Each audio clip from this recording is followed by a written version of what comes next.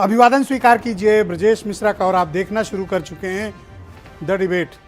2 घंटा 17 मिनट।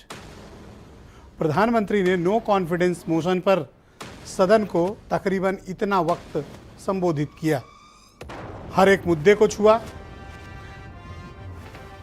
मिजोरम से लेकर मणिपुर तक, दिल्ली से लेकर नॉर्थ ईस्ट तक और 1947 से लेकर वर्तमान दौर तक।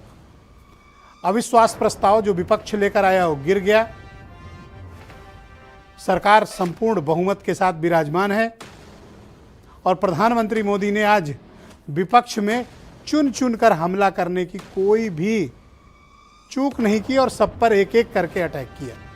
सभी मुद्दों पर बड़ा विस्तृत जवाब दिया। विपक्ष ने वॉकआउट किया और सत्ता पक्ष ने प्रस्ताव पास करके अधीर रंजन चौधरी जो कांग्रेस संसदीय दल के नेता हैं उनको सस्पेंड भी कर दिया। इस बार सस्पेंशन बहुत हो रहे हैं, लेकिन लोकसभा का ये पहला सस्पेंशन है इस सत्र का। तो ये अविश्वास प्रस्ताव के जरिए विपक्ष जो अचीव करना चाहता था, क्या वो अचीव हुआ, या फिर सत्ता पक्ष यानी बीजेपी और प्रधानमंत्री मोदी इन पर भारी पड़ गए? क्या हुआ? हमको प्रधानमंत्री के भाषण के भी अंशों के विश्लेषण की आवश्यकता है। इस नो कॉन्फिडेंस मोशन के जरिए किसने क्या हासिल किया, इस पर भी बात करने की ज़रूरत है बहनों भाइयों, क्योंकि देश की संसद में 3 दिनों तक 8, 9 और 10 यानी आज 3 दिन विस्तृत चर्चा हुई है नो कॉन्फिडेंस मोशन पर। आज हमारी डिबेट का मुख्य केंद्र बिंदु यही है बहनों भाइयों। अविश्वास प्रस्ताव गिर गया, विपक्ष वॉकआउट कर गया और भारतीय जनता पार्टी के नेतृत्व वाली प्रधानमंत्री नरेंद्र मोदी की सरकार कंफर्टेबल मेजॉरिटी के भी ज़रूरत से अधिक ताकतवर तरीके से सदन के भीतर उभरी है।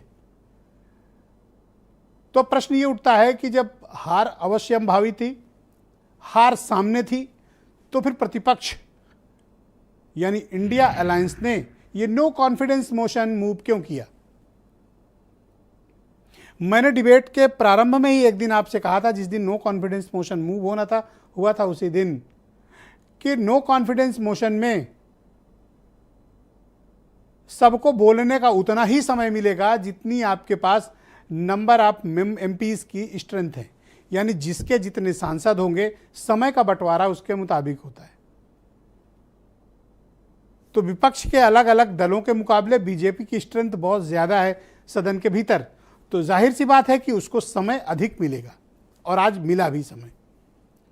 बीजेपी ने समय का पर्याप्त उपयोग किया और विपक्ष पर हमला करने में कोई कमी नहीं छोड़ी। मणिपुर पर प्रधानमंत्री बोलते इसके पहले विपक्ष वॉकआउट कर गया, लेकिन प्रधानमंत्री ने आज सभी मुद्दों पर बड़ी विस्तृत चर्चा की, तकरीबन 2 घंटा 17 मिनट। उनके आज के भाषण का लब्बोलुआब क्या है? उनके भाषण का एक लब्बोलुआब यह है कि भारतीय जनता पार्टी प्रधानमंत्री मोदी के नेतृत्व में तीसरे टर्म के लिए तैयार होकर चुनावी मैदान में कूद गई है। अब यह देखना होगा कि विपक्ष तैयार है युद्ध के लिए या अभी उसे तैयारी में वक्त चाहिए। इसमें कोई दो राय नहीं है बहनों भाइयों कि बड़ा विस्तृत जवाब आया है। कल 2 घंटे से अधिक का वक्त गृह मंत्री बोले और आज 2 घंटे 17 मिनट के आसपास प्रधानमंत्री बोले। विपक्ष की तरफ से जिस स्पीच का सर्वाधिक वेट किया जा रहा था वो था राहुल गांधी का 37 मिनट का, और उसमें भी उनका जो फायरी अंश था वो तकरीबन 5-7 मिनट का। तो इस अविश्वास प्रस्ताव के जरिए किसको क्या हासिल हुआ, हमें इसके बारे में डिबेट करनी चाहिए, इसके ऊपर चर्चा करनी चाहिए। क्यों करनी चाहिए? देश का प्रश्न है। हम देश की कमान, देश की बागडोर जिनके हाथों में देना चाहते हैं, उनका विजन क्या है, इस देश को तरक्की के किस आयाम तक वो ले जाना चाहते हैं। अभी जो अपोजिशन है उसको देश की प्रगति, देश के आर्थिक मसलों, विदेश नीति, देश की सुरक्षा, देश की रक्षा, देश के अन्य मसलों को लेकर उनका क्या विजन है। इस देश की मालिक बहनों भाइयों जनता है। यहाँ ना कोई देशद्रोही है सदन के भीतर बैठा हुआ और ना कोई स्वयं को सर्टिफिकेट दे। इस देश में चुने गए हर जनप्रतिनिधि इस देश से प्यार करते हैं। इस देश के 140 करोड़ लोग इस देश को प्यार करते हैं। अपोजिशन एनिमी नहीं है और सत्ता पक्ष मालिक नहीं है। इस देश की मालिक 140 करोड़ जनता है। अगर 140 करोड़ जनता इस देश में सत्ता पक्ष को चुनती है देश चलाने के लिए, तो प्रतिपक्ष का भी चयन करती है उनके ऊपर चौकीदारी का, जवाबदेही को सुनिश्चित करने का और यह बताने का कि जिनको चुना गया है वो ठीक तरीके से काम कर रहे हैं कि नहीं कर रहे। संसदीय डेमोक्रेसी इसी तरह चलती है। तो नो कॉन्फिडेंस मोशन के जरिए विपक्ष ने जवाबदेही तो सुनिश्चित करने की कोशिश की, लेकिन हासिल क्या हुआ? एक चीज विपक्ष को जरूर हासिल हुई है जो उसको ताकत दे रही है, यूनिटी, एकता। अब से पहले बीजेपी के खिलाफ कभी ऐसी एकता नहीं दिखी थी जो इस बार देखने को मिली है, चाहे वो राज्यसभा हो, दिल्ली सेवा बिल अधिनियम हो और या फिर अब हो। वरना बहनों भाइयों कोई कारण नहीं है कि गृह मंत्री 2 घंटे से अधिक का जवाब दें और प्रधानमंत्री 2 घंटे से अधिक का जवाब दें। जाहिर सी बात है कि वो भी जानते हैं कि चुनौती उनके समक्ष कितनी बड़ी है, लेकिन इसमें कोई दो राय नहीं है कि भारतीय जनता पार्टी की संसद में अविश्वास प्रस्ताव को लेकर तैयारी बहुत बड़ी थी, रणनीति के तौर पर भी, वक्ताओं के तौर पर भी, बात रखने की शैली के तौर पर भी और तथ्यों और तर्कों के साथ भी। क्या विपक्ष बीजेपी जैसी तैयारी करके आया था? शायद नहीं। बहनों भाइयों, सार्वजनिक मंच में आप क्या कहते हैं, क्या बोलते हैं, यह बेहद महत्वपूर्ण होता है।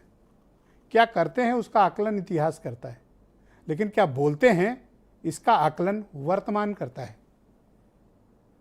इसलिए जब हम कहीं बोलते हैं उसके बोलने का बड़ा महत्व होता है। वो बोलना ही आपका विजन, आपके रणनीति, आप किस बारे में क्या राय रखते हैं और देश की प्रगति को लेकर या देश को लेकर आपकी क्या परिकल्पना है। ये खाली बातें नहीं है जो मैं कह रहा हूं, इन पर गौर करने की आवश्यकता है हमें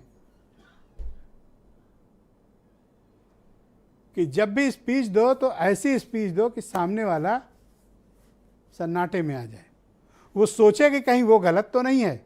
ये होता है किसी के बारे में विजन रखना या स्पीच देना या देश के बारे में अपनी ओपिनियन को प्रस्तुत करना। क्या विपक्ष के पास वो तैयारी नहीं थी? बीजेपी के पास एक से एक बेहतरीन वक्ताओं की फौज है, हर तरह के लोग हैं उनके पास। टाइट भी करने वाले लोग हैं, सॉफ्ट रखने वाले बात भी मौजूद हैं और प्रधानमंत्री और गृह मंत्री जैसे वक्ता भी उनके पास मौजूद हैं जो विपक्ष का जवाब बड़ा मुंह तोड़ देते हैं। सत्ता पक्ष ने यह हासिल किया कि विपक्ष के एक बड़े अटैक के बावजूद वो अजेय होकर लौटा।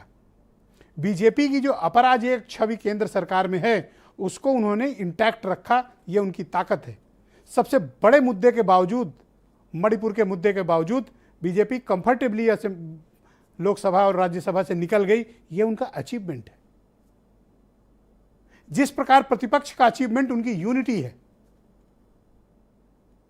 और उनकी यूनिटी कांग्रेस के पीछे खड़े होकर है, तो एनडीए की खूबी प्रधानमंत्री मोदी और बीजेपी के साथ खड़े होकर है। आज कोई सेमीफाइनल या क्वार्टर फाइनल नहीं था बहनों भाई। इस अविश्वास प्रस्ताव के जरिए देश विजन जानने की चाहना चाहता था कि आखिर जिनको हमने देश चलाने की जिम्मेदारी दी है और जिनको हमने उनकी रखवाली की जिम्मेदारी दी है कि वो गड़बड़ ना करें, दोनों कर क्या रहे हैं और दोनों की भूमिकाओं का मूल्यांकन इस चुनाव में होगा और यह तय होगा कि यह देश वास्तविक रूप से क्या चाहता है। क्या प्रधानमंत्री मोदी का तीसरा टर्म चाहता है या फिर इंडिया अलायंस में कांग्रेस के नेतृत्व वाली सरकार चाहता है? आज आए कुछ स्टेटमेंट आप सुन लें, फिर आज की परिचर्चा को हम आगे बढ़ाएंगे। कि अविश्वास प्रस्ताव हमारी सरकार का फ्लोर टेस्ट नहीं है, मैंने उस दिन कहा था, बल्कि ये उन्हीं का फ्लोर टेस्ट है, ये मैंने उस दिन भी कहा। जब हम सब जनता के पास गए तो जनता ने भी पूरी ताकत के साथ इनके लिए नो कॉन्फिडेंस घोषित कर दिया और चुनाव में एनडीए को भी ज्यादा सीटें मिली और भाजपा को भी ज्यादा सीटें मिली। यानी एक तरह से विपक्ष का अविश्वास प्रस्ताव हमारे लिए शुभ होता है।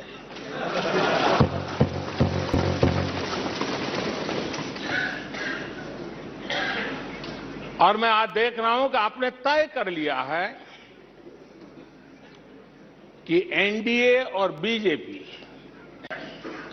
2024 के चुनाव में पुराने सारे रिकॉर्ड तोड़ करके भव्य विजय के साथ जनता के आशीर्वाद से वापस आएंगे।